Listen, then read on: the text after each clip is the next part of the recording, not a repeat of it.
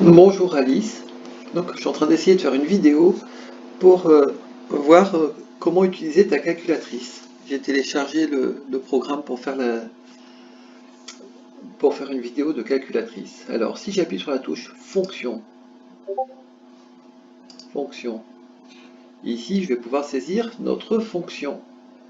1 divisé, ouvrez les parenthèses, 2 multiplié, pour saisir x il faut appuyer sur ce drôle de bouton, x, moins 3, fermez la parenthèse. Super. J'appuie sur Entrée? Non, il n'y a même pas besoin. Si j'appuie sur Graphe, on voit la fonction. Bon. Ça va de moins 10 jusqu'à... Ouais, c'est très très grand. On va changer un petit peu la fenêtre. Attention, il ne faut pas appuyer sur ce moins-là, il faut appuyer sur ce moins qui est entre parenthèses. Pour dire qu'on va aller de moins 3, on descend, jusqu'à plus 5. On descend, plus 3, moins 3 jusqu'à 5, ça fait 8 graduations. On va faire la même chose en vertical pour faire jeu égal. On va faire de moins 4 jusqu'à 4. Super, je rappuie sur Graphe et ça m'affiche la fonction avec les nouvelles graduations. Tu remarques que c'est pas tout à fait symétrique. Les graduations horizontales sont un petit peu plus grandes que les graduations verticales. C'est parce que l'écran n'est pas carré. Et maintenant, on va essayer de tracer la tangente. Ça se fait avec la fonction qui est ici. On appuie sur la touche seconde et sur la touche programme pour que ça fasse dessin. Et là, dans le menu, la cinquième entrée, c'est tangente. J'appuie sur 5 et voilà la petite croix qui va permettre de choisir l'endroit où on fait la tangente. On va le faire sur x égale 1. Et si on veut rajouter la tangente au niveau de toutes les fonctions, on va maintenant appuyer sur la touche Graphe. C'est ce qui permet aussi de choisir la couleur de la tangente. Alors j'appuie sur Graphe. Voilà, ici il propose la couleur. On va la mettre en rouge. On va descendre. Et si ici on choisissait de le stocker dans une fonction, on pourrait la stocker dans la fonction y2. Bon, on va pas le faire pour cette fois-ci.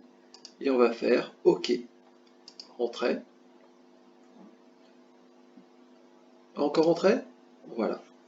Et là, il affiche la tangente. Super. Si j'appuie... Ah oui, je ne l'ai pas stocké dans les fonctions. Si on veut effacer cette tangente, tu vois, si on va sur fonction, on ne l'a pas mis dans y2. Je remets dans le graphe. Si on veut enlever la tangente qu'on vient d'afficher, on appuie sur ici, dessin, et petit 1 pour effacer le dessin. La tangente disparaît. Allez, on répète une fois pour voir qu'on a bien compris. Dessin, tangente, bon, le point x égale 1, c'est très bien. Et maintenant, on fait un graphe, on le met en rouge, et pour ne pas faire comme tout à l'heure, cette fois-ci, on va la mettre dans y2. Et on descend sur OK, on appuie sur Entrée. Et encore une fois sur Entrée. Voilà, on a la super tangente. Et cette fois-ci, si on va sur Fonction, on va voir l'équation de cette tangente. Bon, qui n'est pas très jolie, parce que la calculatrice fait des calculs à approcher, et donc elle ne s'est pas rendu compte que c'était 2 exactement. On peut supprimer tout ce qui est en trop en appuyant sur la touche supprimer qui est ici, voilà.